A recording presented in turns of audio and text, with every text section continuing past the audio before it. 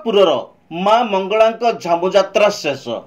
नमस्कार दर्शक, Zee TV Bharat Odia news channel को आपण मानकु स्वागत करुछि। मु रामदास। चैनल को सब्सक्राइब कर नथिले सब्सक्राइब करंतु, खबर टी शेष जाए देखंतु, आवश्यक स्थले अन्य को शेयर करंतु। काकटपुरर माँ मंगला चैत्र झामुजात्रा शेष हो जाइछि। गत मंगलवार माँ पीठरे लक्षाधिक श्रद्धालुं समागम होइतिला। मंगलवार सकाळु राति पर्यंत गहली लगी रही। मध्याह्न माँ कलसी झामु चलीथिला। यह देखिया श्रद्धालुं समागम होइतिला। माँ पूर्व तथा सिंहद्वार सम्मुखरे झामु यात्रा अनुष्ठित होइतिला। या परे अन्यान्य रीतिकांति करा जाइथिला। रातिरे पुणी कलसी आसी माँ दर्शन करथिले।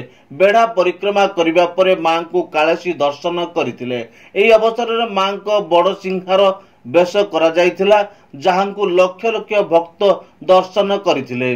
कहीं केउ कालर एही प्रथा चली आसीछि बोली माँ पूजक बाबुली कहिथिले। माँ सेवायत दिन राति माँ सेवा करबा सह भक्त माने किभली माँ दर्शन करि फेरिबे सेथि प्रति ध्यान देइथिले।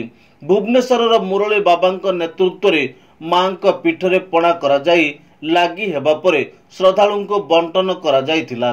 सेवायतों सहयोग रे माँ नीतिकांति शांति श्रृंखला रे शेष होइतिला।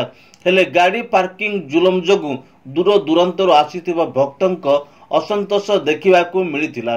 भुवनेश्वर हरदास रिपोर्ट, जीटीवी भारत ओडिया।